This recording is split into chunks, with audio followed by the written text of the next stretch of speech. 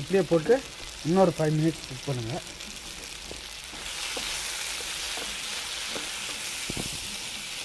நல்லா குக் ஆகட்டும். So 5 minutes ஆகிடுச்சு. ஸோ நல்ல ஒரு அரோமா கிடைக்கிற டைமில் ஸோ வந்து கறி லீஃப்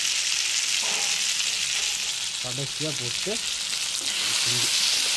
அதாங்க சுவையான கீ ரோஸ்ட் ரெடி ஆகிடுச்சு. இந்த கருவேப்பிலை போட்டோன்னே ஒரு நல்ல மனம் கிடைக்கும், செம்மையாக இருக்கும். ஸோ பாருங்கள், இந்தமாரி ட்ரையாக இருக்கணும்.